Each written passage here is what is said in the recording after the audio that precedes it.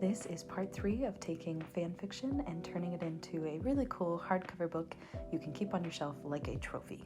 First up is going to be custom end papers. I use a 12 by 12 cardstock I find on Amazon. It prints really well. I utilize Canva a lot for the design elements of my book binds. I just find it to be very user-friendly. I'm going to start out by taking the element of square and basically making it to the size of my end papers. That will be your width times 2 and then by your height. And then I also add just a little extra width to make it for some overhang.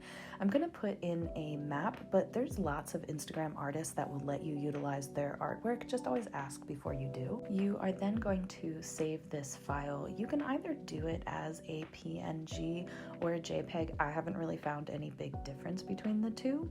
This is the printer I utilize. My printer doesn't have a 12 by 12, but I found the 10 by 12 works just as fine. I also make it matte photo paper and it prints out really good quality. I actually did another map for the back end paper. If you have a guillotine, this is the time to utilize one. I don't like deckled edges. I spent the money on a guillotine. You don't have to, however, but cut your edges if you're going to, and then also trim your end papers and fold them in half. We're going to be doing something called tipping the end papers on. It's where you take glue and put it just along that little edge right there and then secure the end papers. As you can see, I'm doing just a thin layer of glue. Some people will actually use a template for this or use a piece of paper to make it really nice and straight. I haven't found any difference than just putting a thin layer of glue and utilizing my silicone brush to just make it kind of even and flat.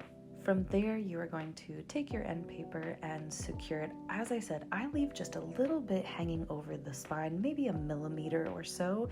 I find that it helps with opening up the book and makes it a little bit easier on the paper itself. Do that to both sides, and then let's talk end bands. You can sew end bands on. I just get end band material either from Hollanders or Etsy.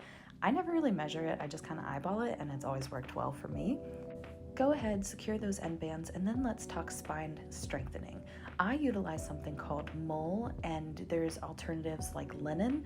Essentially, you want something that's going to strengthen your spine.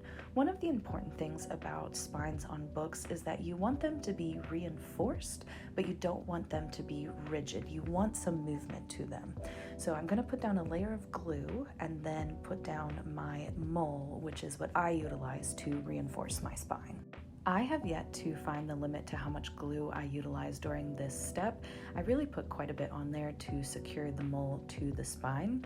The next part of reinforcing the spine is going to be using a thin piece of craft paper.